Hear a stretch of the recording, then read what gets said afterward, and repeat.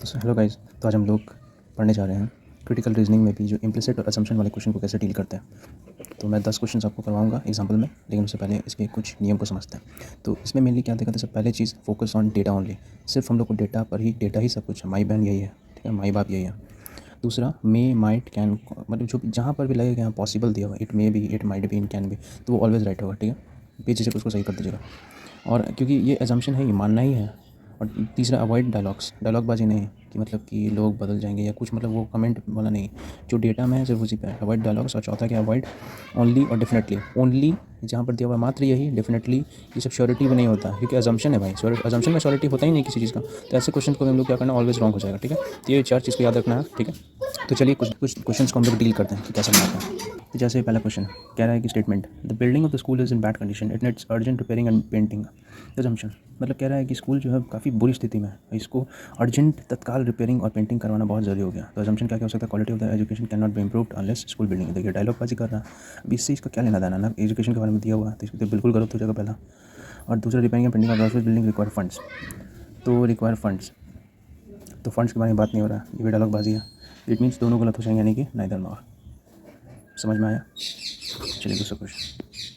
अब देखिए इस दूसरे क्वेश्चन में क्या कह रहा है, if you don't follow traffic rules you will be find. कह रहा है कि अगर तुमने ट्रैफिक रूल्स को फॉलो नहीं किया तो तुम्हें जुर्माना भरना पड़ेगा, फाइन देना पड़ेगा। तो अजम्पशन इसका क्या हो सकता है, पीपल में start following rules to avoid fine, may, यानी कि पॉसिबिलिटी, ये बिल्कुल सही हो जाएगा, है कि नहीं।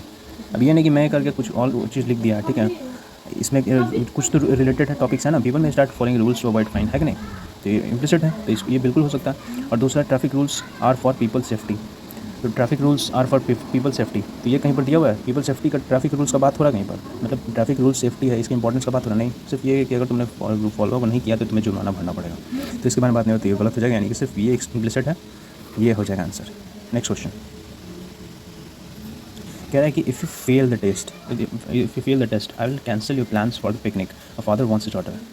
एक फादर अपने बेटी को कह दिया कि अगर तुमने टेस्ट फेल किया, अगर तुमने टेस्ट में फेल हो गए तो मैं तुम्हारा पिकनिक जाने का प्लान कैंसिल कर दूँगा। तो असम्पशन देखिए भाई, तो कह रहा है कि desire for the picnic and boost motivation to study sincerely for the test. तो पहला कह रहा है कि अब ये पापा ने क्यों कहा उसके लिए, अगर तुम टेस्ट में फेल हो गई तो तुम्हारा पिकनिक जाने का प्लान कैंसिल कर दूँगा, ताकि उसका मोटिवेशन बूस्ट हो, ताकि वो सिंसियरली पढ़े और टेस्ट में पास हो। तो यहाँ बिल्कुल हो सकता है, इम्प्लिसिट है कि नहीं, इसी चीज़ से रिलेटेड है, इसीलिए तो पापा उसको कह रहे हैं। तो पापा को क्या दुश्मनी है कि उसको जाने नहीं देंगे, कुछ अच्छा करेगी तभी ना, इसी को तो बोलते हैं रिवर्स साइकोलॉजी।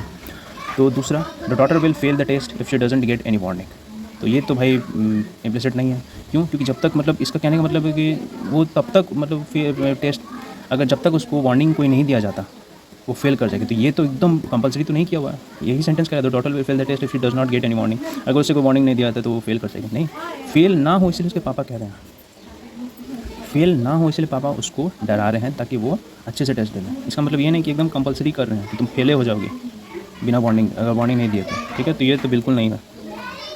तो पहला इम्प्लिसिट है। दूसरा देखिए, इम्प्लिसिट में अजम्पशन में क्या करना है, एक्सट्रीम चीज़ को बिल्कुल साइड कर देना, कोई फ़ायदा नहीं है, हटा दीजिए उसको। चलिए नेक्स्ट क्वेश्चन कह रहा है कि inculcate help ever hurt never in school going children at any early age, ठीक है। कह रहा है कि हेल्प एवर हर्ट नेवर, ये जो मतलब नारा है कि दूसरों की मदद करो और किसी को हर्ट मत करो, तो इन स्कूल गोइंग चिल्ड्रंस को ये अर्ली एज में सिखाना ज़रूरी है। तो क्यों है भाई, तो जल्दी देखते हैं। Any pain or wrong inflicted on other is but an affliction to oneself, हाँ बिल्कुल, अजम्पशन ये भी हो सकता है कि किसी दूसरे को दर्द देना या रॉन्ग इन्फ्लिक्शन करना वो खुद के साथ गलत करना ही होता, ठीक है। तो ये तो बिल्कुल है, इसी चीज़ के बारे में बात हो रही है। दूसरा, good habit should be inculcated from childhood to grow up and become better people, तो गुड बच्चों को अच्छी आदतें इसलिए सिखाना चाहिए बचपन में ताकि वो बड़े हो और बेटर इंसान बने। तो ये भी बिल्कुल सही है, यानी कि बिल्कुल सही है, ये रिलेटेड है, दोनों टॉपिक है कि नहीं, दोनों जो एजम्पशन है रिलेटेड स्टेटमेंट्स है, तो बिल्कुल सही हो जाएगा। सो नेक्स्ट क्वेश्चन क्या कह रहा है कि उसका फिर कह रहा है, talk to everyone politely even if your social status is high. कह रहा है कि सभी के साथ पोलाइटली बात करो, विनम्रता से बात करो, भले तुम्हारा सोशल स्टेटस काफ़ी ऊंचा हो, ठीक है। Assumption, generally people do not speak politely after gaining high social status, बिल्कुल ये क्या दे रहा है, डेटा दे रहा है। ज़्यादातर लोग क्या करते हैं, अच्छे से बात नहीं करते आफ्टर गेनिंग हाई स्टेटस, तो बिल्कुल पहला सही हो जाएगा।